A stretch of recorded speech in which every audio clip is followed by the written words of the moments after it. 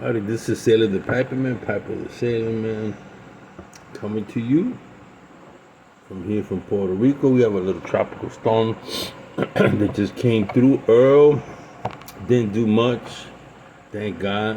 I really don't, I don't want to have to deal with tropical storm this year. But I want to talk about something. Some of my qualifications. I know I told you guys I was a medic, but it tells just more than being a medic.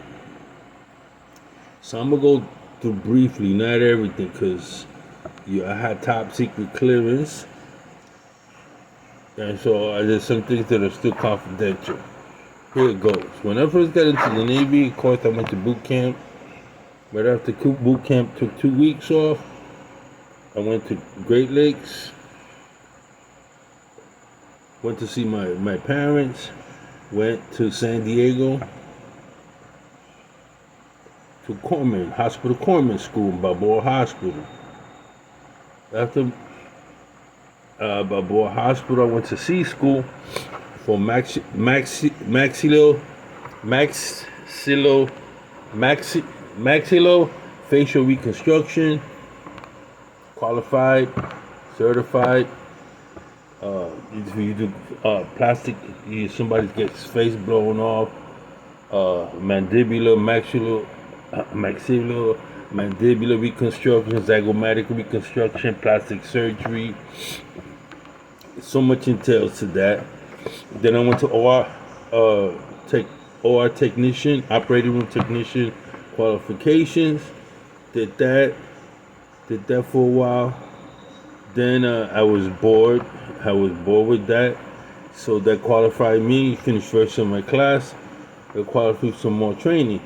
So I applied for fuel medical, fleet medical, FMF, fleet marine force. It's a fleet marine force. I forgot. I was gonna go with the grunts. Put it that way. FMF. To go to GRUP. I went to Camp Johnson, North Carolina. Qualified there. Finished third in my class. Qualified and got the Marine Corps ribbon for physical fitness.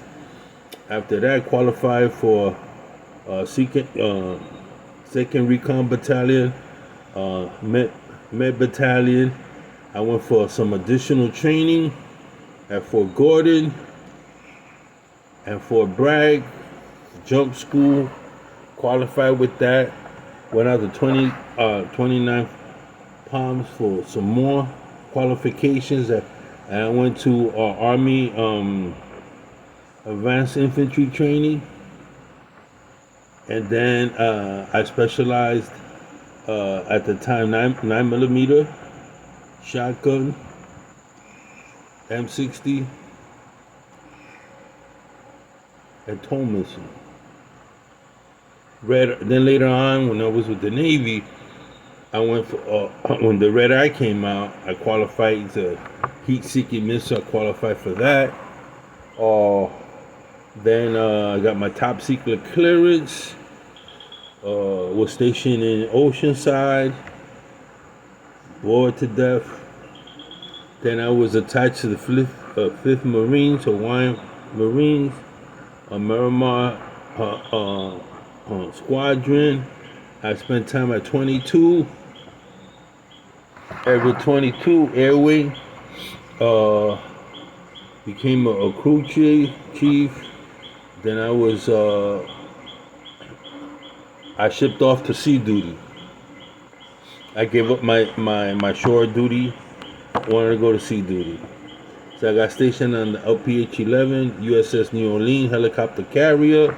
Did my first Westpac.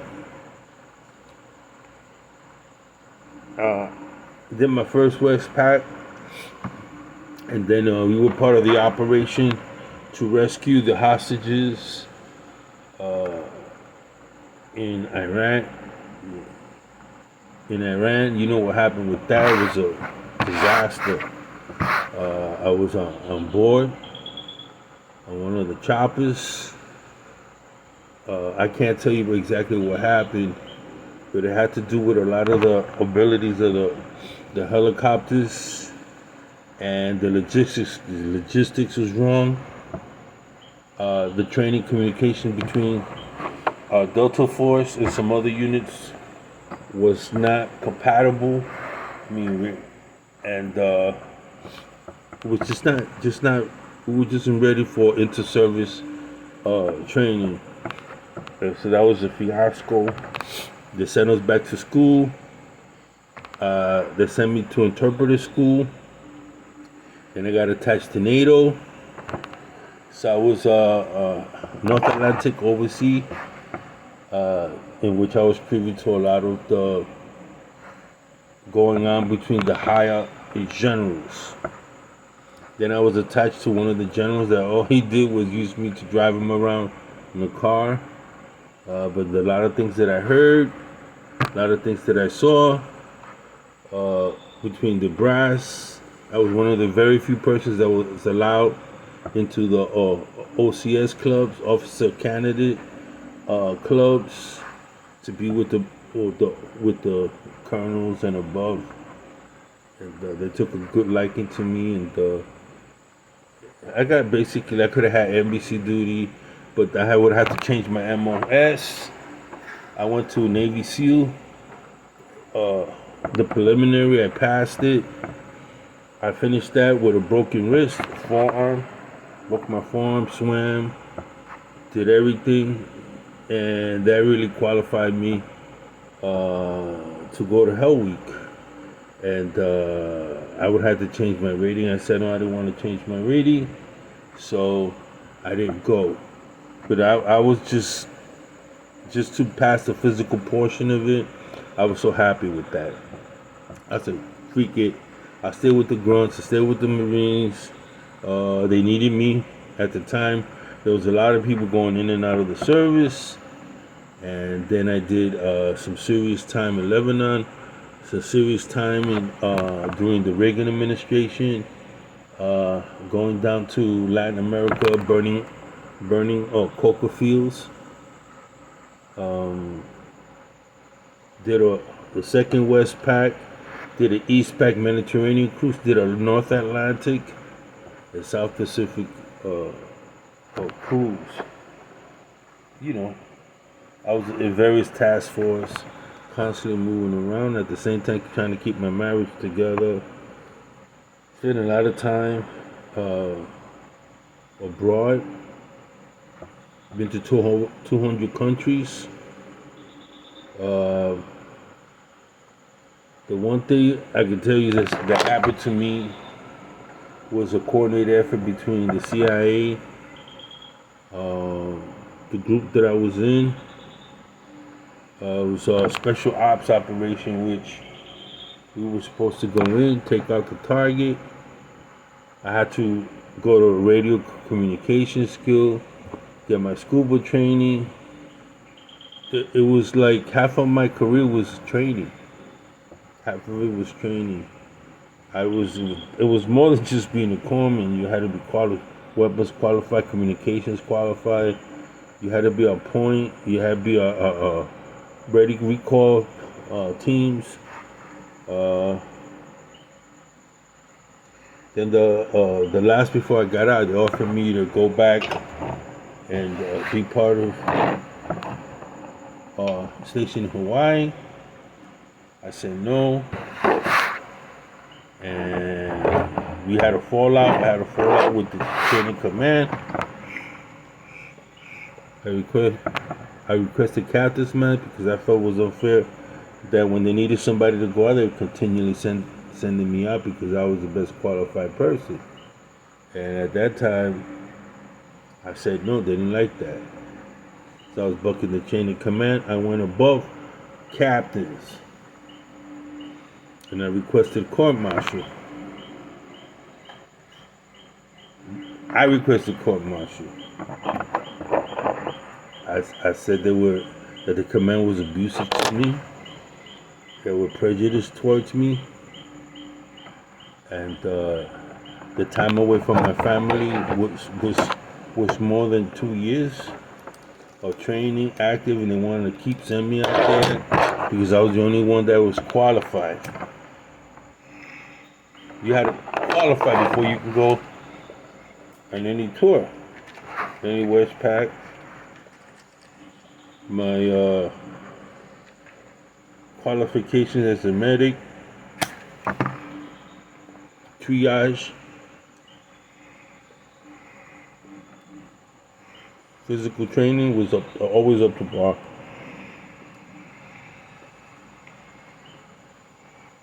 Did my time. I was in my last duty station was Camp Lejeune. 2 weeks before I got out, I said get out. They made it really hard on me because they were losing the most experienced person. You would think they'd be happy for me. It wasn't happening. So when I parted ways with the military, it wasn't. There were no thank yous. There was no salutes. There was nothing. No awards. No nothing for a job. I got my good conduct discharge, and it was bye. So I was recommended. Did the interview with Blackwell International Halliburton as executive protection. Did that for 8 months. Once I got out, protecting executive, I protected the Japanese, protected some French European, and went to paramilitary school in Texas, training to be part of a group. Get shipped off to Iraq. Hey man, working as executive. Then I said, I'm not feeling really good about doing this. So I took a job with I think they were called Morgan Trust. Morgan Trust, it was the Chase company at first, Morgan Trust, and they merged. So I ended up working in executive body protection for Morgan Trust executives at the highest level. That was pretty good. Walking around in a blazer suit, keeping everything, taking them with the team out to most of these people lived out on the island. Did that. Then I decided I didn't want to do that anymore. Met an old friend who smoked pipe and said, they need a tobacconist. And I went, let him know I smoked cigars. I was smoking cigars for a while. Told him who my family was. So I happened the boss of the country, Don Melendez, knew who my uncle was. Had dealings with him back in the 1950s. And so I got the job and worked my way up.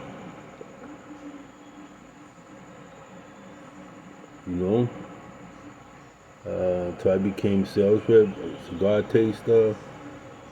Then I went over to the pipe side, learned my mixing, my blending, learned everything about tobacco. And became one of the top salesmen.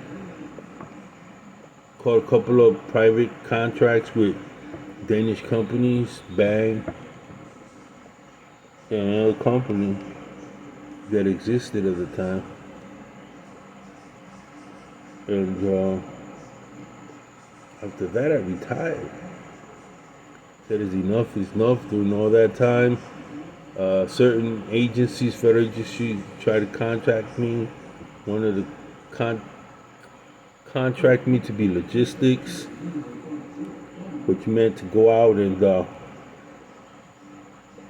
do surveillance, pre-op, civilian clothes, go to African countries, go to companies, work with Interpol on assessing the situations, coming back with the information, basically an informer. Did that for 3 months and left. Didn't like it. Hanging out in clubs, going to places. You had to go to gay clubs, assess You know, you had your target. You had to follow him around, take photos. A private investigator. It says everything. And you're wondering, what are they going to do with all this information? They're going to kill this guy? Or they going to be part of something like that? Why do they want all these? What do they want? Where he goes, who he's with, what is it? Why have to put out all the time and schedule? What are they going to do with this guy? Like, that guy never heard that anybody that I had to do an assessment, was ever targeted or killed, but I learned a lot from that particular world. That's why I always say Bourdain was killed.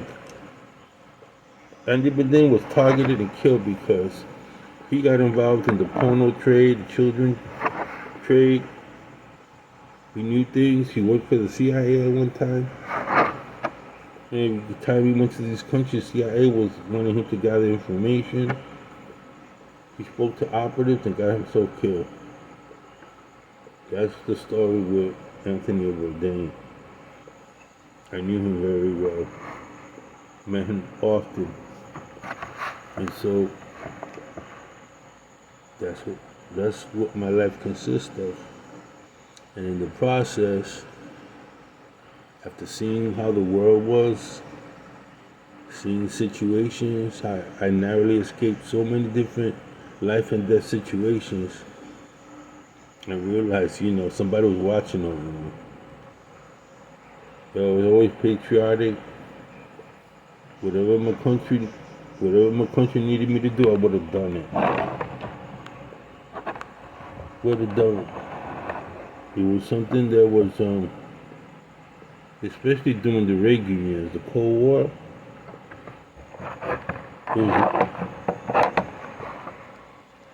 Then it got shiesty under the Bush administration. Then it got worse under Clinton. I'm out. That's a little bit of my background. Sailor the Piper Man, Piper the Sailor Man. Retired and got in Puerto Rico.